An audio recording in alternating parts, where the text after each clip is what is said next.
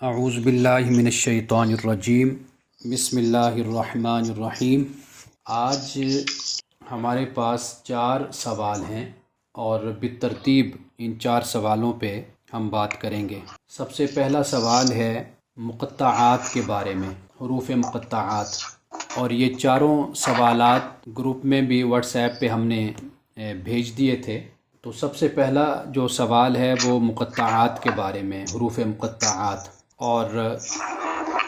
دوسرا سوال ہے اقامت الصلاۃ کے بارے میں، یعنی نماز کو قائم کرنا، اور اس کے بعد سوال ہے دلوں پر مہر لگنے کے حوالے سے، یعنی ایک سوال مقطعات کا، دوسرا ہدایت ہے متقین کے لیے، یہ دوسرا سوال ہے، کیا صرف قرآن مجید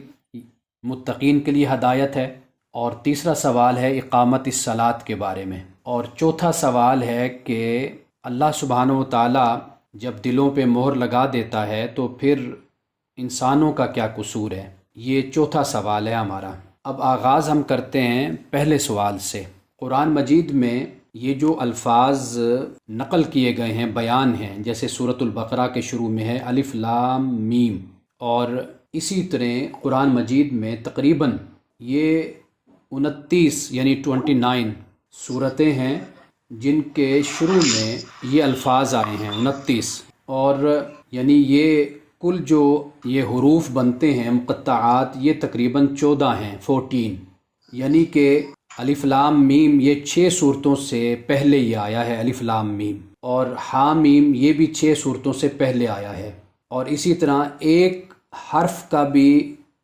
یہ مقطعہ ہے، یہ یعنی نون، قاف، صاد، اور 2 پر بھی مشتمل ہے جیسے حامیم ہے، اور 3 والے بھی ہیں جیسے الف لام را ہے، اور اسی طرح 4 حروف پر مشتمل بھی ہے جیسے الف لام میم را ہے، الف لام میم صاد ہے، اور اسی طرح 5 حروف پر بھی یہ مشتمل ہیں جیسے کاف، ہا، یا، عین، صاد۔ یہ ان کو ہم کہتے ہیں کہ یہ حروف مقطعات ہیں۔ اب سورۃ البقرہ کے شروع میں الف لام میم یہ حروف مقطعات، یعنی مقطعات سے مراد یہ ہوتا ہے کہ توڑ توڑ کر ہم اس کو بریک کر کے ہم اس کو ادا کرتے ہیں، الف لام اور میم۔ اگر اس کو ملا کر پڑھیں گے تو پھر تو علم بن جاتا ہے، لیکن اس کو علیحدہ علیحدہ پڑھا جاتا ہے، تو ان کو مقطعات کہا جاتا ہے۔ ایک بار پھر میں بتا دیتا ہوں کہ یہ کل 14 ہیں اور 29 صورتوں کے شروع میں یہ آتے ہیں، اور کئی صورتوں کے شروع میں تو یہ یعنی ایک ہی طرح کے حروف آئے ہوئے ہیں، جیسے 6 صورتوں سے پہلے الف لام میم ہے، اور حامیم بھی 6 صورتوں سے پہلے آیا ہے۔ اب اس کے بارے میں 2-3 باتیں صرف میں عرض کر دیتا ہوں، یہ مسئلہ واضح ہو جائے گا۔ ہمارے ہاں ایک نقطہ نظر یہ رہا ہے کہ یہ جو حروف ہیں ان کے معانی کوئی نہیں جانتا سوائے اللہ تعالیٰ کے، اور اس کے بعد اللہ سبحانہ و تعالیٰ نے یہ یعنی اس کا علم کسی کو نہیں دیا، اور مولانا مودودی نے تفہیم القرآن میں بھی اس بات کو لکھا ہے کہ پہلے تو اس کے معنی معلوم تھے لیکن بعد میں پھر کھو گئے، ختم ہو گئے، اور بعد میں اس کے معنی کو کوئی نہیں جانتا، یعنی اس وقت جب قرآن نازل ہو رہا تھا تو اس وقت تو لوگ جانتے تھے، لیکن بعد میں اس کے معنی کو اٹھا لیا گیا یا یہ کھو گئے، ختم کر دیے گئے۔ لیکن یہ بات بھی سمجھ نہیں آتی، اس لیے کہ بہت سے لوگوں نے، علماء نے، مفسرین نے، جن میں حسن بصری رحمۃ اللہ علیہ کا نام آتا ہے، کہ انہوں نے ان کا معنی کرنے کی کوشش کی۔ ایک تو یہ ہے بات، دوسری بات یہ ہے کہ ایک یہ نقطہ نظر بھی ہمارے ہاں موجود ہے کہ یہ مخفف ہے، ایبریویشن ہے، یہ ایبریویشن کے یہ جو الفاظ ہیں یہ حقیقت میں صورتوں کے نام ہیں، جیسے الف لام میم صاد ہے، یہ سورۃ الاعراف کا یہ نام ہے۔ اور بعد نے کہا کہ جی جیسے الف لام میم ہے، اللہ، الف سے اللہ مراد ہے، لام سے جیسے لطیف ہے، اور میم سے جیسے مجید ہو جاتا ہے، تو یہ مختلف، یہ بھی ایک انداز سے آپ کہہ لیجئے کہ یہ بھی ایک اندازہ ہے، اٹکل پچو ہے، گیس ہے، یہ اسپیکولیشن ہے کہ اس طریقے سے معنی کو بیان کیا جائے، یہ کہیں پر بھی اس طرح ہو سکتا ہے۔ لیکن یہاں پہ جو سوچنے والی بات ہے، یعنی جو میں مختصر آپ کے سامنے یہ بات رکھتا ہوں، اور آئندہ بھی ہم اس کو ایکسپلور کریں گے، یعنی ہم مل جل کر اس کو سمجھنے کی ہم کوشش کریں گے۔ ایک تو یہ ہے کہ الف لام میم کو ہی شامل کر لیا جائے دوسری آیت کے ساتھ، یعنی جب ہم اس کو پڑھتے ہیں الف لام میم ذالک الکتاب لا ریب فیہ، اب یہاں پر اگر ہم اس طریقے سے اس کو ادا کرتے ہیں تو الف لام میم یا تو اس سے مراد یہی کتاب اور یہ حروف اور یہ الفاظ، یہ جو کتاب ہے یہ مراد ہو جاتی ہے، یعنی الف لام میم ذالک الکتاب لا ریب فیہ، کہ الف لام میم یہ کتاب ہے، اس میں کوئی شک نہیں ہے۔ اچھا، دوسرا یہ ہے کہ الف لام سے مراد مخاطب کوئی ہو سکتا ہے کہ یہ کسی شخص کا، کسی شخصیت کا، کسی ذات کا نام ہو سکتا ہے، یعنی اے الف لام میم ذالک الکتاب لا ریب فیہ، یہ کتاب نہیں شک اس میں، یہ معنی بھی ہو سکتا ہے۔ یعنی اگر ہم قرآن مجید کو دیکھتے ہیں تو 26 مقامات ایسے ہیں، یعنی جہاں پہ یہ الف لام میم یا حروف مقطعات آئے ہیں، ان کے ساتھ قرآن کا ذکر ہے یا کتاب کا یا پھر دونوں کا ذکر ہے، یعنی حروف مقطعات قرآن میں جہاں جہاں پر موجود ہیں وہاں پہ 26 مقامات ایسے ہیں کہ حروف مقطعات کے ساتھ قرآن کا یا کتاب کا ذکر ہے۔ باقی جو 3 حروف مقطعات یعنی 3 مقامات پر بنتے ہیں وہاں پر بالواسطہ قرآن ہی کا ذکر ہے، یعنی ذکر لفظ بھی بیان ہے، قرآن ہے، کتاب ہے، یعنی بالواسطہ انڈائریکٹلی آپ کہہ سکتے ہیں کہ وہاں پر بھی قرآن مجید کا ہی ہمیں ذکر ملتا ہے۔ تو آپ یہ بھی دیکھیے کہ یہاں پہ اللہ سبحانہ و تعالیٰ نے، یعنی جہاں پر حروف مقطعات ہیں اس کے ساتھ اللہ نے قرآن کا یا کتاب کا ذکر کیا، یا انڈائریکٹلی اللہ سبحانہ و تعالیٰ نے قرآن یا کتاب کا ذکر کیا ہے۔ تو یہ جہاں جہاں پر بھی اس کا بیان ہے وہاں پہ اللہ سبحانہ و تعالیٰ نے ذالکا یا تلکا کا لفظ استعمال کیا، یعنی سورۃ یوسف کو آپ دیکھ لیں اور قرآن مجید کی جو مختلف صورتیں جن کے شروع میں حروف مقطعات آتے ہیں، تو وہاں پر آپ دیکھیے کہ وہاں پر اللہ نے ذالکا کا لفظ استعمال کیا یا اللہ نے تلکا کا لفظ استعمال کیا، یعنی ذالکا یہ میسکولن جینڈر کے لیے ہم استعمال کرتے ہیں اور تلکا ہم فیمنن جینڈر کے لیے ہم استعمال کرتے ہیں، مذکر اور مؤنث کے لیے۔ تو اللہ سبحانہ و تعالیٰ نے جہاں پر حروف مقطعات کو بیان کیا تو وہاں پر اللہ نے ذالکا یا تلکا، یعنی تلکا کے ساتھ آیات کا ذکر ہوا اور ذالکا کے ساتھ اللہ تعالیٰ نے کتاب کا ذکر کیا ہے۔ تو یہ مقام ہے سوچنے کا، یعنی میں آج یہیں تک ہی اس بات کو رکھتا ہوں، اور آپ کو میں دعوت دیتا ہوں کہ آئندہ ہم جب اس پر بات کریں گے مزید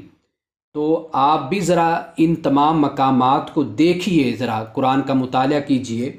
کہ آپ دیکھیں گے کہ جہاں پہ حروف مقطعات قرآن مجید میں جن صورتوں کے شروع میں آ رہے ہیں ان صورتوں میں اللہ سبحانہ و تعالیٰ نے قرآن کا ذکر ساتھ کیا یا قرآن کے ساتھ اللہ تعالیٰ نے یا پھر کتاب کا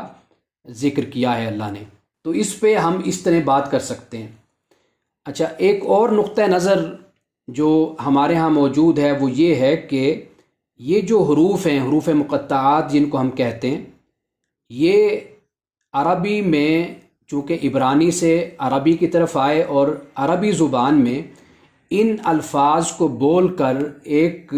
چیز مراد لی جاتی تھی، یعنی مثال کے طور پر جس طرح توئیں جس کو ہم اردو میں کہتے ہیں تو، اگر اس کو دیکھیں تو یہ سانپ کے لیے یہ لفظ استعمال ہوتا ہے، یہ حرف، اور اس کی شکل بھی اسی طرح بنائی جاتی تھی کہ جس طرح ایک سانپ ہوتا ہے۔ اب جن صورتوں میں اللہ سبحانہ و تعالیٰ نے حضرت موسیٰ علیہ السلام کے اژدہا کا ذکر کیا، سانپ کا ذکر کیا، آپ کی لاٹھی کا ذکر کیا، اس کا آغاز توسین میم سے ہوتا ہے یا توسین سے ہوتا ہے یا توہا سے ہوتا ہے، یعنی توئیں کے ساتھ اس کا بیان شروع ہوتا ہے۔ تو تو جو حرف ہے یہ سانپ کے لیے اس کو استعمال کیا جاتا تھا، اور اسی طرح با جب لکھی جاتی ہے، بے جس کو ہم اردو میں کہتے ہیں، تو اس سے مراد بیت مراد لیتے ہیں، گھر، تو یعنی اس کی شکل بھی گھر کی طرح بنائی جاتی ہے۔ اسی طرح جیم ہے، تو جیم جب لکھی جاتی ہے تو اس سے مراد جمل ہے، یعنی اونٹ مراد اس سے لیا جاتا ہے۔ تو گویا کہ عربی زبان میں یہ بھی ایک معروف طریقہ تھا کہ ایک حرف لکھا جاتا تھا اور اس سے ایک خاص چیز مراد لی جاتی تھی، اور اس کی لفظ کی حرف کی شکل بھی اس جانور کی طرح، اس چیز کی طرح بنائی جاتی تھی۔ تو اس طرح یہاں پر جب ہم الف لام میم کی بات کرتے ہیں تو یہ کہا جاتا ہے کہ الف لام میم جو الف ہے، اس کی جو شکل ہے یہ گائے سے ملتی ہے، یعنی اس کو الف جب لکھا جاتا ہے یا بولا جاتا ہے تو اس کا معنی گائے لیا جاتا ہے، اور اس کو گائے کی سینگ کی طرح اس کو لکھا جاتا ہے۔ تو چونکہ سورۃ البقرہ میں گائے کا ذکر ہے تو لہٰذا اس کے شروع میں ایک لحاظ سے سورت کا جو نام ہے یہ الف لام میم پڑ گیا۔ اسی طرح جس سورت کے شروع میں طٰہٰ ہے تو وہ گویا کہ سورت کا نام طٰہٰ ہو گیا، جس سورت کے شروع میں طاسیم میم ہے تو اس کا نام طاسیم میم ہو گیا، اور اسی طرح طاسین ہے تو سورت کا نام طاسین ہو گیا، اور اسی طرح سورۃ الاعراف ہے اس کے شروع میں الف لام میم صاد آ گیا تو اس کا نام الف لام میم صاد ہو گیا۔ یہ مختلف نظریات اور خیالات ہیں، میں نے بتا دیا آپ کو، اس کی وضاحت کر دی، لیکن جو ایک بات میں نے آپ کے سامنے رکھی ہے، آئندہ ہم اس پر بھی بات کرتے رہیں گے کہ یہ جو الف لام میم ہے اس کے بعد اللہ سبحانہ و تعالیٰ نے حروف مقطعات کے بعد قرآن یا کتاب کا اللہ نے ذکر کیا، یا بالواسطہ انڈائریکٹلی قرآن یا کتاب کا ذکر کیا ہے، اور پھر اس کے ساتھ اللہ نے ذالکا اور تلکا کا لفظ استعمال کیا۔ اب ذالکا اور تلکا اس کا عربی زبان میں ترجمہ وہ کیا جاتا ہے، قرآن مجید قرآن میں جہاں پر قرآن کا لفظ آیا وہاں پر اللہ تعالیٰ نے ھذا کا لفظ استعمال کیا، وَلَقَدْ صَرَّفْنَا لِلنَّاسِ فِي ھذَا الْقُرْآنِ مِنْ كُلِّ مَثَلٍ، یہ قرآن مجید میں یعنی جہاں پر قرآن آیا وہاں پر ھذا کا لفظ آیا، لیکن حروف مقطعات کے بعد اللہ سبحانہ و تعالیٰ نے ذالکا یا تلکا کا لفظ استعمال کیا، اور اس کا مطلب ہوتا ہے وہ۔ تو یہ ایک مختصر سی یعنی حروف مقطعات کے بارے میں تشریح اور تفسیر ہے، یعنی سادہ اور سمپل جو میں بیان کرنا چاہوں تو وہ یہ ہے کہ یہ حروف وہ ہیں کہ جن کو ابھی ایکسپلور کرنے کی ضرورت ہے، مزید ان پر غور و فکر کرنے کی ضرورت ہے۔ ایسا نہیں ہے کہ اس کا کوئی معنی نہیں، ایسا نہیں ہے کہ اس کو سمجھا نہیں جا سکتا، اس لیے کہ عرب کے معاشرے میں جہاں پر یہ الفاظ اترے تھے ان میں سے کسی نے بھی کبھی بھی ان الفاظ کے بارے میں کوئی مذاق نہیں کیا، کوئی اعتراض نہیں کیا، کوئی سوال نہیں کیا، تو اس لیے ان حروف کو مزید سمجھنے کی اور ان پر غور و فکر کرنے کی ضرورت ہے۔ یہ پہلا سوال ہے حروف مقطعات کا۔ اب دوسرا جو ہمارے سامنے سوال آتا ہے وہ یہ ہے کہ اللہ سبحانہ و تعالیٰ نے یہ فرمایا کہ الف لام میم ذالک الکتاب لا ریب فیہ ھدی للمتقین، کہ یہ کتاب نہیں شک اس میں کہ یہ ہدایت ہے متقین کے لیے۔ اب یہاں پہ اللہ سبحانہ و تعالیٰ نے ایک تو ریب کا لفظ استعمال کیا، یعنی ریب سے مراد یہ کہ قرآن مجید میں کسی طرح کا کنٹراڈکشن نہیں ہے، ٹکراؤ نہیں، تضاد نہیں ہے، اس لیے کہ جہاں تضاد ہوتا ہے وہیں پر ہی شک پیدا ہوتا ہے، اور وہیں پر ہی انسان میں ایک ابہام پیدا ہوتا ہے۔ تو اللہ سبحانہ و تعالیٰ نے قرآن مجید میں اس بات کو بیان کیا کہ قرآن میں کسی قسم کا کوئی ٹکراؤ، کوئی تضاد نہیں ہے، تو اس لیے قرآن میں کسی قسم کا کوئی شک بھی نہیں ہے۔ اب یہاں پہ جو سوال پیدا ہوتا ہے، یعنی ایک صورت کے بعد جب ہم دوسری صورت پر آتے ہیں، ایک میں یہ عرض کرتا چلوں کہ اہدنا الصراط المستقیم انسان نے سیدھے راستے کی اللہ تعالیٰ سے دعا کی تھی، تو سورۃ البقرہ کی دوسری آیت میں اللہ سبحانہ و تعالیٰ نے اس کا جواب دے دیا انسان کو۔ اللہ تعالیٰ نے فرمایا کہ یہ کتاب نہیں شک اس میں ہدایت ہے متقین کے لیے۔ یہاں پہ جو سوال پیدا ہوتا ہے پڑھنے سے ہمارے ذہن میں آتا ہے وہ یہ ہے کہ یہ کتاب تو صرف متقین کے لیے پھر ہدایت ہوئی، یعنی متقین کے علاوہ جو انسان جو لوگ رہتے ہیں دنیا میں تو کیا ان کے لیے قرآن مجید ہدایت نہیں ہے؟ اب یہ ہے کہ قرآن مجید میں مختلف مقامات پر اللہ سبحانہ و تعالیٰ نے قرآن کو ہدایت لوگوں کے لیے بھی کہا ہے، یعنی اسی سورۃ البقرہ میں اللہ سبحانہ و تعالیٰ نے جہاں پہ رمضان کا ذکر کیا کہ شہر رمضان الذی انزل فیہ القرآن ھدی للناس، رمضان کا مہینہ وہ مہینہ ہے کہ جس میں قرآن نازل ہوا اور یہ قرآن ہدایت ہے لوگوں کے لیے۔ تو قرآن لوگوں کے لیے ہدایت ہے، لیکن ہدایت کا ایک درجہ ہوتا ہے، ایک مرتبہ ہوتا ہے، ایک لیول ہوتا ہے۔ اللہ سبحانہ و تعالیٰ نے جب یہ فرمایا کہ قرآن مجید ہدایت ہے متقین کے لیے، تو متقین سے آپ یوں سمجھیے کہ جن میں تقوی ہے، یعنی انسان اپنی زندگی میں کچھ حاصل کرنا چاہتا ہے تو اس کو حاصل کرنے کے لیے کچھ پری ریکویزٹ ہوتی ہیں، کچھ شرط ہوتی ہیں، کوئی بنیادی باتیں ہوتی ہیں کہ جن کو انسان پورا کرتا ہے۔ اللہ سبحانہ و تعالیٰ نے قرآن مجید کو متقین کے لیے یہاں پر خاص طور پہ ہدایت اس لیے کہا کہ وہ لوگ کہ جو کھوج لگاتے ہیں، جن میں جستجو ہوتی ہے، جن میں طلب ہوتی ہے، جن میں تڑپ ہوتی ہے، لگن ہوتی ہے، اللہ نے کہا کہ انہی کے لیے ہدایت ہے۔ یعنی تقوی حاصل کرنے کے بعد انسان کو ہدایت نصیب ہوتی ہے، یعنی انسان اپنی اصلاح کرتا ہے، تزکیہ نفس کرتا ہے، اپنے آپ کو پاکیزہ بناتا ہے اور اپنے آپ کو تقوی کی خوبی سے اور صفت سے اپنے آپ کو جوڑ لیتا ہے، متصف کر لیتا ہے، تو ایسے شخص کے لیے قرآن مجید ہدایت ہے۔ اب جو تقوی کا لفظ ہے، اس کے بارے میں پہلے کئی دفعہ بیان کر چکا کہ مجھے خوبصورت بات لگتی ہے علامہ اسد کی، کہ جو کہتے ہیں کہ یہ گاڈ کانشیس، یعنی متقی وہ ہوتا ہے جو گاڈ کانشیس ہوتا ہے، یعنی خدا آگہی،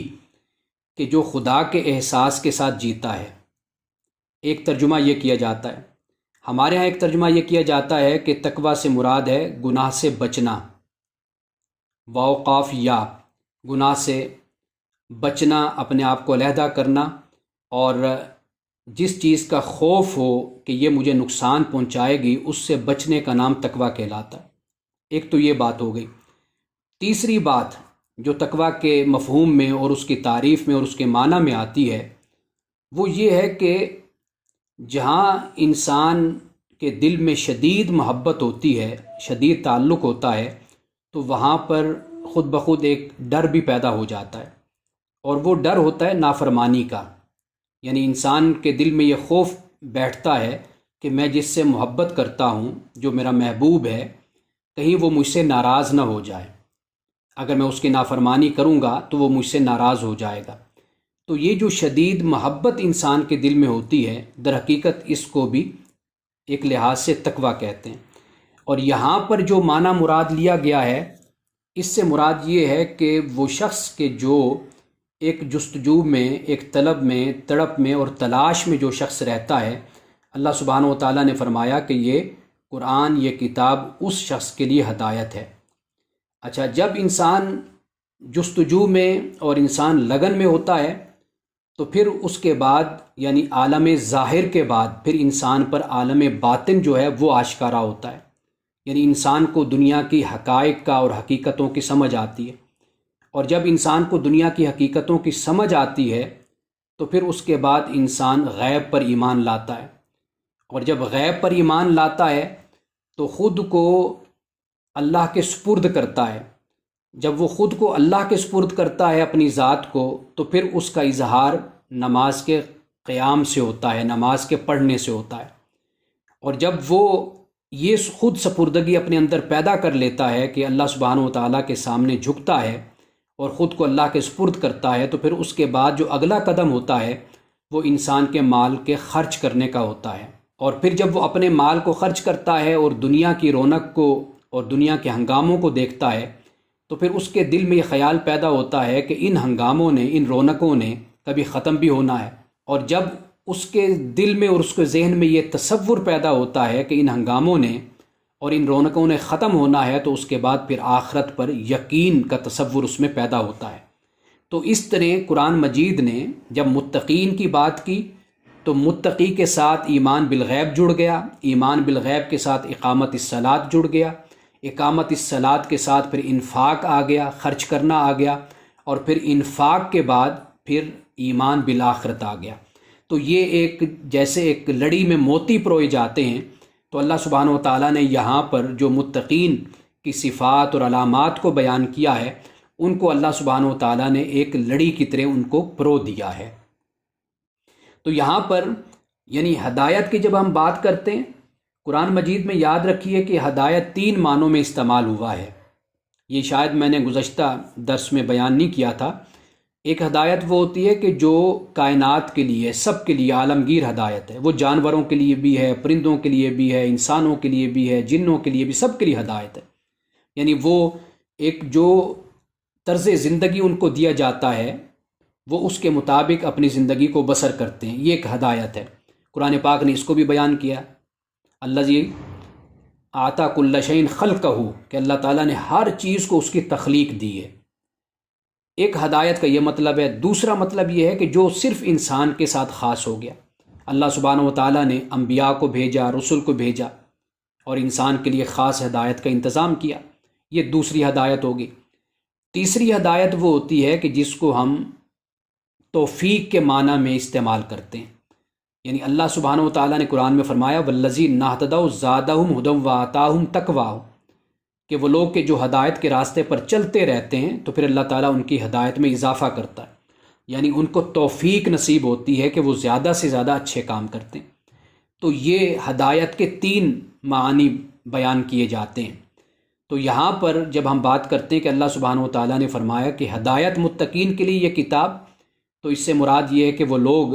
کہ جو اپنے پہ محنت کر کے آتے ہیں، اپنے پہ مجاہدہ کر کے آتے ہیں، ریاضت کر کے آتے ہیں، وہ ایک طلب، ایک لگن رکھتے ہیں کچھ حاصل کرنے کے لیے، تو قرآن مجید ان کے لیے ہدایت ہے۔ اور یہ بات بالکل سمجھی جا سکتی ہے، یعنی اگر ایک شخص ایسا ہے کہ جو سیکھنا نہیں چاہتا تو آپ اس کو کبھی سکھا نہیں سکتے، ایک شخص سیدھے راستے پر چلنا نہیں چاہتا تو آپ اس کو چلا نہیں سکتے۔ ہمیشہ وہی شخص سیکھتا ہے کہ جس کو ایک شوق ہوتا ہے، جس میں ایک جذبہ ہوتا ہے، جو وقت دیتا ہے، اپنی صلاحیت کو استعمال کرتا ہے، ایک لگن وہ اپنے اندر رکھتا ہے، تو اسی کو ایک چیز حاصل ہوتی ہے۔ تو یہ بات ہمیں بہت آسانی کے ساتھ سمجھ آ سکتی ہے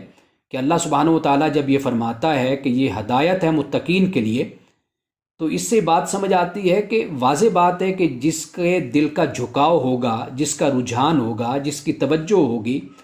جو کچھ تیاری کر کے آیا ہوگا، تو واضح بات ہے کہ اسی نے ہی ہدایت کو حاصل کرنا ہے۔ ایک شخص کچھ لینا ہی نہیں چاہتا، مثال کے طور پر ایک گرا ہوا شخص ہے، آپ اس کو اٹھانا چاہتے ہیں، وہ اٹھنا ہی نہیں چاہتا، تو آپ اس کو کیسے اٹھائیں گے؟ ایک ڈوبنے والا شخص ہے، آپ اس کو بچانا چاہتے ہیں، وہ بچنا ہی نہیں چاہتا، وہ ڈوبنا چاہتا ہے، آپ کیسے اس کو بچائیں گے؟ تو اس لیے جو مقابل ہے، مخاطب ہے، اس میں بھی کوئی لگن، کوئی شوق ہونا چاہیے، وہ بھی چاہے کہ میں اس گمراہی سے، اس دلالت سے، اس جہالت سے، بے عملی سے، بد عملی سے باہر نکلوں، تبھی ایک چیز اس کے لیے ہدایت ہو سکتی ہے۔ تو اس لیے اللہ سبحانہ و تعالیٰ نے جب یہ فرمایا کہ ہدایت ہے متقین کے لیے، تو متقین سے یہ بات سمجھ آتی ہے کہ کچھ نہ کچھ تیاری پہلے انسان کو کرنی چاہیے، پھر ہی اسی کو ہدایت نصیب ہوتی ہے، پھر ہی وہ کچھ زندگی میں حاصل کر پاتا ہے۔ تو یہاں پہ اللہ سبحانہ و تعالیٰ نے اس لیے یہ فرمایا کہ ھدی للمتقین، کہ یہ کتاب جس میں کوئی شک نہیں، جس میں کوئی کنٹراڈکشن نہیں ہے، یہ کتاب ہدایت ہے متقین کے لیے۔ اور پھر میں نے اس کی تفصیل آپ کو بتا دی کہ جس میں لگن طلب ہوتی ہے، پھر وہ عالم ظاہر سے عالم باطن تک بھی پہنچتا ہے۔ یعنی میری مراد یہاں پر باطن سے یہ ہے کہ ایک دنیا آپ کے سامنے موجود ہے، ایک شخص ہے کہ وہ درخت کو دیکھتا ہے، وہ صرف درخت کو ہی دیکھتا ہے، لیکن ایک شخص وہ ہے کہ اس درخت کو دیکھ کر اس کی خوبصورتی، اس کے حسن و جمال سے دیکھ کر متاثر ہو کر وہ اس کے بنانے والے تک پہنچ جاتا ہے۔ ایک شخص وہ ہے کہ جو سمندر کو، پہاڑوں کو دیکھتا ہے، باغات کو دیکھتا ہے، نعمتوں کو دیکھتا ہے زندگی کی، لیکن بس وہ وہیں تک رہ جاتا ہے۔ ایک شخص وہ ہے کہ جو کھوج لگاتا ہے ان کے بعد کہ آخر ان کا خالق کون ہے، ان کا صانع کون ہے۔ تو یہ جو کھوج لگانے والا شخص ہوتا ہے، در حقیقت یہی تو متقی ہوتا ہے، یہی تو شوق رکھنے والا ہوتا ہے، یہ خالق تک پہنچنے والا ہوتا ہے۔ تو ایک شخص ہے جو ظاہر کو دیکھ کر ظاہر تک رہ جاتا ہے، ایک شخص وہ ہے کہ جو ظاہر کو دیکھ کر باطن تک پہنچتا ہے۔ پھر جب وہ باطن تک پہنچتا ہے تو حقیقت میں پھر وہ اسے ایمان بالغیب نصیب ہوتا ہے، اور پھر جسے ایمان بالغیب نصیب ہو جاتا ہے تو وہ جو خود سپردگی کے مقام پہ پہنچتا ہے، سیلف سبمیشن جس کو کہتے ہیں، جب اس مقام پہ پہنچتا ہے تو پھر اس کا اظہار اس کی نماز سے ہوتا ہے، کیونکہ یہ بھی قرآن کہتا ہے وسجد وقترب، کہ سجدہ کر اور رب کے قریب ہو جا۔ تو انسان کی خود سپردگی کا جو کمال ہے اور عجز کا، انکساری کا، وہ در حقیقت سجدہ ہے۔ اب اس کے بعد جب وہ خود اپنی جان کو خود سپرد کر دیتا ہے تو پھر اس کے بعد وہ اپنے مال کو خرچ کرتا ہے، کیونکہ یہ بھی ایک اظہار ہے کہ اللہ کی محبت میں اور اس کی رضا میں اپنے مال کو خرچ کرنا۔ اور پھر وہ دنیا کے رنگینیوں اور ہنگاموں کو دیکھتا ہے، اور پھر اس کا اختتام کسی وقت اس کا ہونا ہے، اس پر جب اس کا یقین ہوتا ہے تو اسی کا نام آخرت ہو جاتا ہے۔ تو یہ ایک ترتیب بن جاتی ہے جس کو قرآن بیان کرتا ہے۔ تو لہٰذا یہ جو سوال کیا جاتا ہے کہ کیا صرف متقین کے لیے قرآن، تو متقین کا مطلب یہی ہے کہ وہ شخص کہ جو پہلے کچھ تیاری کر کے آتا ہے اور پھر اللہ سبحانہ و تعالیٰ اس کے لیے اس کتاب کو ہدایت بنا دیتا ہے۔ جسے قرآن نے کہا کہ افلا یتدبرون القرآن ام علی قلوب اقفالها، کہ کیا بات ہے کہ یہ لوگ قرآن میں تدبر نہیں کرتے، کیا ان کے دلوں پر تالے پڑ گئے ہیں؟ تو یہ وہ دل ہوتے ہیں جب دلوں پر تالے پڑ جائیں تو پھر ہدایت نہیں ہوتی۔ اگر تالے کھل جائیں، اور قرآن نے جس کو کہا کہ افمن شرح اللہ صدرہ للاسلام، کہ کیا وہ شخص کہ جس کے سینے کو اللہ نے اسلام کے لیے کھول دیا، یہ وہ شخص ہے کہ جو اللہ کی طرف سے نور پر ہوتا ہے۔ تو یہ جو دل کا کھل جانا ہے، یہی در حقیقت قرآن اسی کو بیان کرتا ہے کہ یہ متقی ہے اور اسی کو ہدایت نصیب ہوتی ہے۔ اب اس سے جو اگلا سوال ہے وہ یہ ہے کہ یہاں پر اللہ پاک نے فرمایا کہ الذین یقیمون الصلاۃ، وہ لوگ جو نماز کو قائم کرتے ہیں۔ یاد رکھیے کہ پورے قرآن میں کہیں پر یہ نہیں کہا کہ نماز پڑھو، یعنی سلو کا لفظ نہیں ہے قرآن میں، قرآن پاک میں ہے اقیم الصلاۃ، نماز کو قائم کرو۔ اب نماز قائم کیسے ہوتی؟ سب سے پہلے تو یہ بات یاد رکھیے کہ یہ جو لفظ ہے اقامت، اقامہ، قائم کرنا، اس کا مطلب ہوتا ہے کہ کسی کام کو اور کسی چیز کو درست اور صحیح حالت میں رکھنے کو اصل میں قیام کہتے ہیں۔ یہ اقامت الصلاۃ ہے۔ اب جب اللہ تعالیٰ یہ فرماتا ہے کہ نماز قائم کرو، تو نماز کے قائم کرنے سے مراد یہ ہے کہ نماز کی جو آداب ہیں، جو اس کے رسوم ہیں، جو اس کے حقوق ہیں، جو اس کی شرائط ہیں، ان کو ادا کر کے جو نماز تم پڑھتے ہو در حقیقت تم نماز کو قائم کرتے ہو۔ یعنی مثال کے طور پر دیکھیے کہ قرآن مجید میں جگہ جگہ اللہ سبحانہ و تعالیٰ نے نماز کا جو ذکر کیا، مثال کے طور پر آپ دیکھیے کہ نماز کی اقامت اس وقت ہوتی ہے، نماز قائم اس وقت ہوتی ہے جب اس کے حقوق اور شرائط کو ادا کیا جاتا ہے، اس کے ساتھ نماز قائم ہوتی ہے۔ اگر حقوق اور شرائط کا خیال نہیں کیا جاتا پھر تو وہ ایک سجدہ ہے، بس نماز ہے، ایک لحاظ سے ٹکر مارنا ہے، جس کو رسول اللہ صلی اللہ علیہ وسلم نے فرمایا کہ مرغے کی طرح آ کر وہ ٹھنگے مار لیتا ہے۔ تو یہ جو ہے یہ پھر صرف نماز کا پڑھنا ہو جاتا ہے۔ اور قرآن مجید میں نماز کا پڑھنا صرف، یعنی اس کو اللہ سبحانہ و تعالیٰ نے مذمت کے انداز میں بیان کیا ہے۔ حقیقت اس بات کی تعلیم ہے کہ نماز کو قائم کرو۔ اب نماز قائم کیسے ہوتی ہے؟ سب سے بڑی بات سورۃ العنکبوت میں فرمایا ان الصلاۃ تنہی عن الفحشاء والمنکر، کہ بے شک نماز فحش اور برے کاموں سے روکتی ہے۔ اب یہ ہے نماز کا قائم کرنا، یعنی جو شخص نماز پڑھنے والا ہے وہ خود کو بے حیائی اور برے کاموں سے اپنے آپ کو روکے، اس لیے کہ نماز روکتی ہے۔ اور اسی طرح نماز میں خشوع خضوع کو پیدا کرنا، قرآن پاک نے اس کو بیان کیا الذین هم فی صلاتہم خاشعون، کہ مومنین اپنی نماز میں خشوع کو پیدا کرتے ہیں، خضوع کو پیدا کرتے ہیں۔ یعنی اللہ کی بارگاہ میں نماز جب پڑھنے کے لیے وہ کھڑے ہوتے ہیں تو پھر دنیا و ما فیہا سے بے خبر اللہ کی بارگاہ میں ایک عاجز بندہ بن کر اللہ کی بارگاہ میں کھڑے ہوتے ہیں۔ یہ خشوع خضوع ہے۔ اور اسی طرح نماز میں راحت محسوس کرنا، رسول اللہ صلی اللہ علیہ وسلم حضرت بلال سے یہ نہیں فرمایا کرتے تھے کہ اے بلال اذان دو، بلکہ آپ فرماتے تھے ارحنا یا بلال، کہ اے بلال ہماری راحت کا انتظام کرو، سامان کرو۔ یعنی یہ ہے نماز کا قیام، کہ اس طرح مومن نماز کی طرف آئے جس طرح ایک پیاسا پانی کی طرف دوڑ کر آتا ہے، جس طرح ایک بھوکا کھانے کی طرف آتا ہے، جس طرح ایک انسان اپنی طلب کو پورا کرنے کے لیے آتا ہے بےتابی کے ساتھ، اس طرح انسان نماز کی طرف آئے اور اس کو راحت محسوس ہو نماز میں۔ تو یہ ہے نماز کا قیام۔ اور اسی طرح نماز میں سستی نہ ہو۔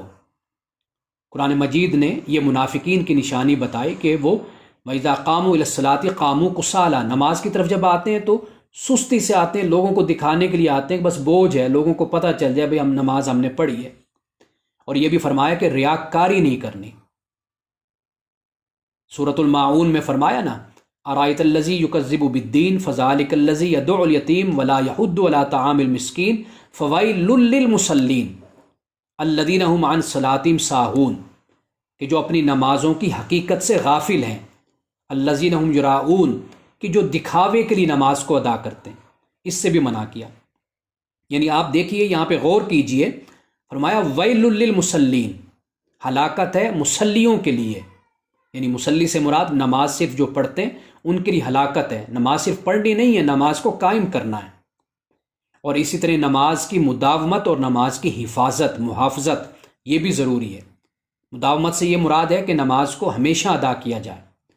اور اس کی حفاظت سے مراد یہ ہے کہ اس کا جو وقت ویلا ہے اس میں نماز کو ادا کیا جائے۔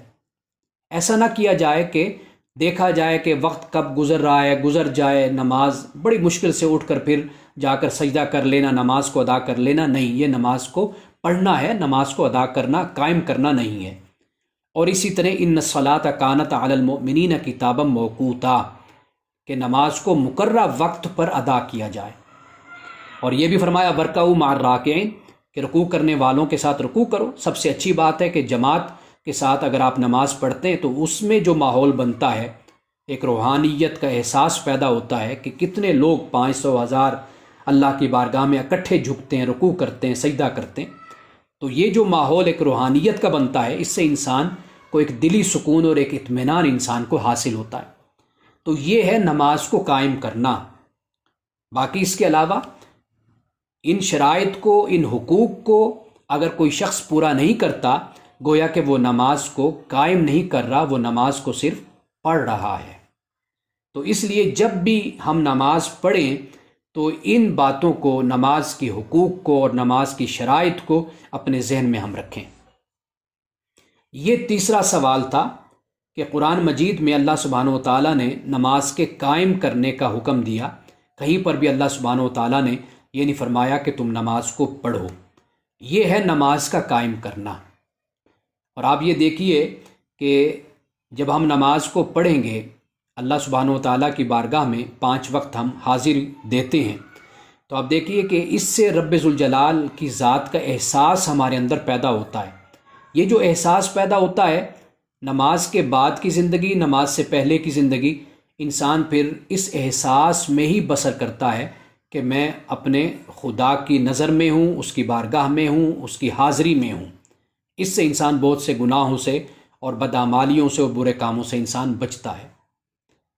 یہ ہے نماز کا قائم کرنا، جس کو قرآن پاک نے بڑی تاکید کے ساتھ زور دیا اور اس کو بیان کیا کہ ہمیں چاہیے کہ ہم نماز کو قائم کریں، ہم نماز کو پڑھیں نہیں۔ اب اس سے آگے دیکھتے ہیں، جو آخری سوال ہے وہ یہ ہے کہ اللہ سبحانہ و تعالیٰ نے قرآن مجید میں یہ کہا کہ ختم اللہ علی قلوبہم، اللہ تعالیٰ نے مہر لگا دی۔ یہ اکثر سوال کیا جاتا ہے، جب بھی، چونکہ واضح بات ہے کہ سورۃ الفاتحہ کے بعد سورۃ البقرہ کا ہم مطالعہ کرتے ہیں، جب سورۃ البقرہ پڑھتے ہیں تو اس کے پہلے رکوع میں ہی یہ بات ہمارے سامنے آ جاتی ہے کہ ختم اللہ علی قلوبہم وعلی سمعہم وعلی ابصارہم غشاوہ، اللہ تعالیٰ نے مہر لگا دی ان کے دلوں پر اور ان کی سماعت پر، اور ان کی آنکھوں پر پردہ ہے اور ان کے لیے بڑا عذاب ہے۔ اب یہ جو اللہ نے مہر لگا دی، اب اس بات کو آپ یوں سمجھ لیجئے کہ جس طرح میں ایک بڑی مثال دیا کرتا ہوں کہ جیسے ایک شخص بیمار ہے، مریض ہے، ایک وقت ہوتا ہے مریض کا کہ جب وہ ڈاکٹر کے پاس جاتا ہے تو اس کو شفا ملتی ہے، یعنی ڈاکٹر اس کا علاج کرتا ہے اور یہ نہیں کہتا کہ یہ لا علاج ہے یا اس کو آپ گھر لے جائیں، یہ ناقابل علاج ہے، نہیں، بلکہ اس کا علاج کرتا ہے۔ ایک وقت وہ ہوتا ہے، اور ایک صورت یہ ہوتی ہے کہ مریض اس وقت ڈاکٹر کے پاس جاتا ہے کہ جب اس کا پورا نظام جسم کا درہم برہم ہو چکا ہوتا ہے، یعنی وہ فساد برپا ہو چکا ہوتا ہے، اس میں اس کے گردے، اس کا جگر، اس کا ہارٹ، اس کا جسم صحیح کام نہیں کر رہا ہوتا۔ اب اس کو واپس صحت کی طرف لانا، اس کو صحت یاب کرنا، یہ بڑا مشکل کام ہوتا ہے، ناممکن ہوتا ہے۔ اب ڈاکٹر کیا کہتے ہیں؟ ڈاکٹر یہ کہتے ہیں کہ جی یہ اب ان کا علاج ممکن نہیں، آپ ان کو گھر لے جائیں۔ تو کیا ہم یہ کہیں گے کہ ڈاکٹر اس کا ذمہ دار ہے کہ ڈاکٹر نے کہا جی اب اس کا علاج نہیں ہو سکتا، ناممکن ہے اس کا علاج کرنا؟ یا یہ ہے کہ ڈاکٹر کسی مریض کی حالت کو دیکھ کر کہہ دیتا ہے کہ جی میں اس کا علاج نہیں کر سکتا، یہ اب میری سمجھ سے باہر ہے یا میرے علاج سے باہر ہے، اب یہ اس حالت کو پہنچا ہوا ہے کہ اس کی ریکوری بہت مشکل ہے، تو کیا ہم اس کا الزام ڈاکٹر پہ لگائیں گے؟ کبھی نہیں لگائیں گے۔ اللہ سبحانہ و تعالیٰ جب یہ فرماتا ہے ختم اللہ علی قلوبہم کہ اللہ نے ان کے دلوں پر مہر لگا دی، تو یہ مہر سے اصل مراد یہ ہے کہ اللہ سبحانہ و تعالیٰ نے ایک نتیجہ ہم کو بتا دیا کہ اب یہ گناہ میں، معصیت میں، نافرمانی میں، سرکشی میں، تکبر میں، فرعونیت میں اور اپنے غرور میں اس مقام تک پہنچ چکے ہیں کہ ان کی واپسی ممکن نہیں ہے۔ اس لیے کہ جب ہم ختم کا لفظ استعمال کرتے ہیں یا تبعن کا لفظ عربی زبان میں، یہ میں دوسرے مقام پر آپ کو 2 مقام میں یہاں پر ضرور پڑھوں گا قرآن مجید سے، آپ دیکھیں گے کہ قرآن مجید کس طرح اپنی تفسیر خود کر دیتا ہے۔ اور ویسے بھی اگر آپ ختم اللہ علی قلوبہم سے پہلے جو آیت ہے اگر اس کو آپ پڑھیں تو خود بخود معنی واضح ہو جاتا ہے، یعنی یہ اعتراض خود ختم ہو جاتا ہے۔ مثال کے طور پر آپ دیکھیے، اس سے پہلے اللہ تعالیٰ نے فرمایا ان الذین کفروا، بے شک وہ لوگ جنہوں نے کفر کیا۔ اب کفر کیا یعنی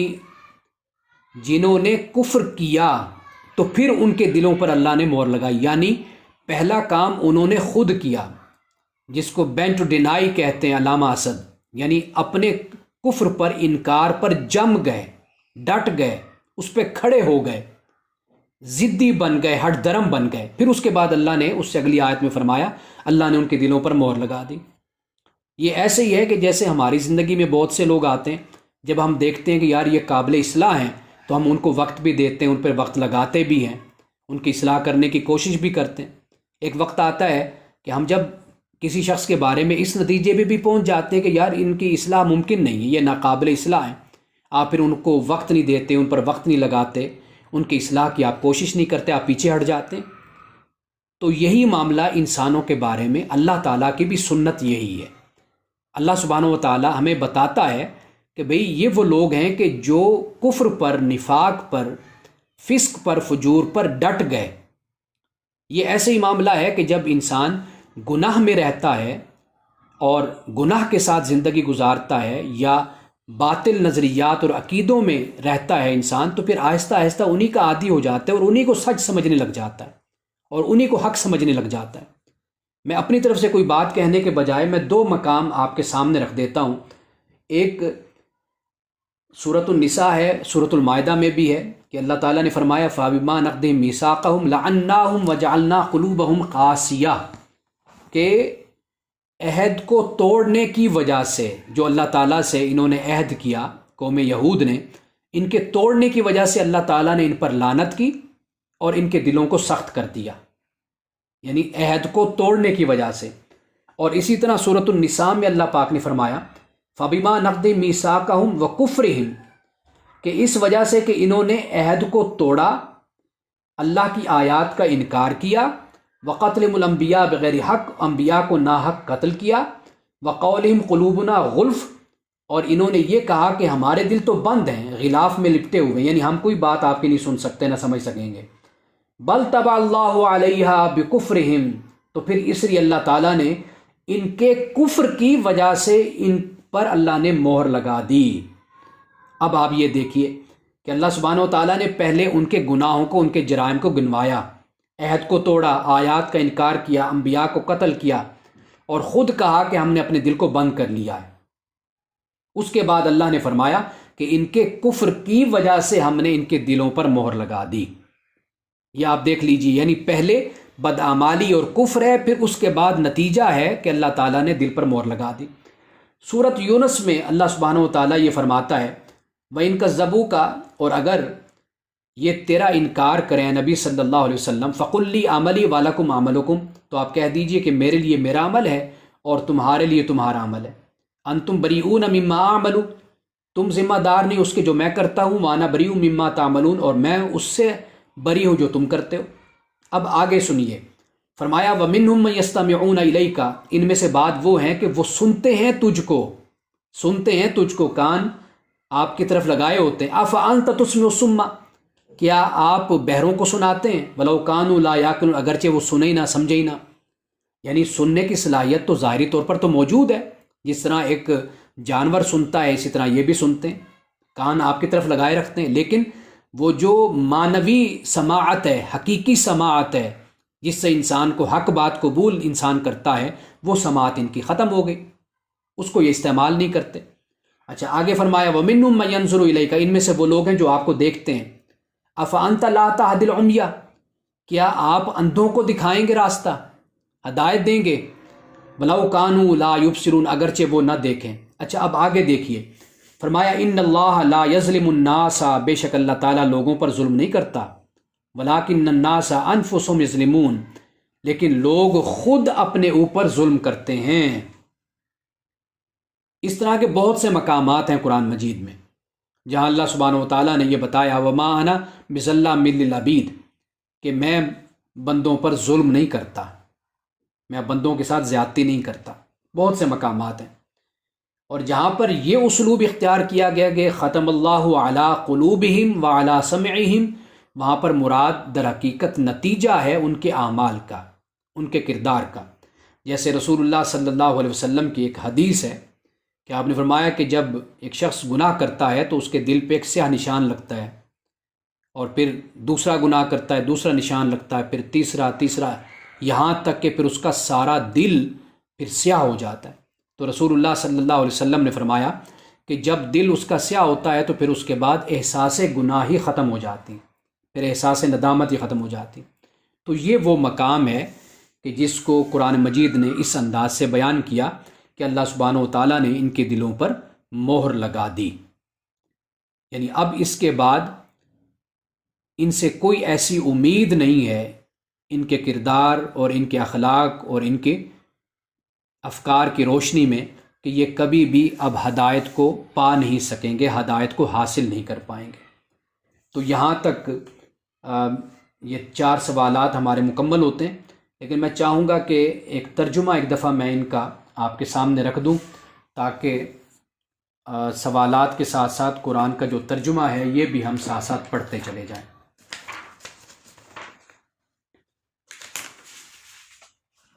فرمایا بسم اللہ الرحمن الرحیم، الف لام میم ذالک الکتاب لا ریب فیہ، یہ کتاب نہیں شک اس میں،